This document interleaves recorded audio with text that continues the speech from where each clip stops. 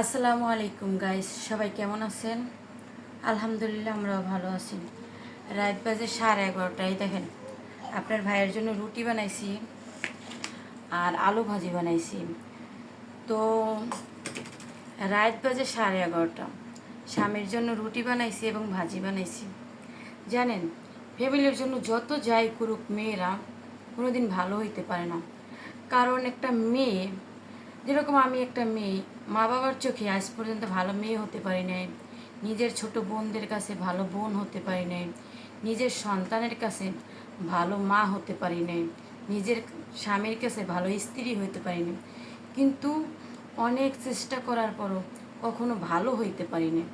আর তো রইল বাইরে সমাজ, আত্মীয় স্বজন, মানে বাহিরের লোক, এগুলো তো আমার আপনজনের কথা বলছি। তাদের কাছে কিভাবে ভালো হই? একটা কথা মনে রাখবেন, আপনি যদি কোনো কাজ শুরু করেন, আপনার পিছনে মানে সামনে আপনার ভালো বলবে, পিছনে আপনার সমালোচনা করবে, এছাড়া আপনার মানে নিন্দা করবে। এইগুলো হলে আপনার আত্মীয় স্বজন, আপনজন, এই কাছের মানুষগুলো এগুলো করে। তারপর আমরা সামনে এক রূপ দেখাবে, পিছনে আপনার অন্য রূপ দেখাবে। তাই মনে করবেন কি যে মানুষের কথায় কান্না দিয়ে আপনি, মানুষের তো আপনার পিছনে অনেক কিছুই বলবে, মানুষের কথায় কান্না দিয়ে সামনের দিকে এগিয়ে যান। যেমন আমি যে ভিডিও বানাই অনলাইনে, সবাই দেখে, আমার আত্মীয় স্বজন যত যাই হোক, অনলাইন বলতে আমার পরিচিত মানুষ সবাই দেখে। কিন্তু আমি কেউ কাছ থেকে একটা সাপোর্ট পাই না। তো আমার সাপোর্ট দরকারও নাই। আমি যদি ভালো কাজ করি তো আমার ভালো কিছু পাবো, এটা আমার ব্যক্তিগত মতামত। আর একটা জিনিস কি জানেন, আপনার সামনে অনেকেই ভালো সাজবে, পিছনে আপনার পরনিন্দা করবে। তাই মানুষকে সবসময় কাছের মানুষ থেকে দূরে থাকুন।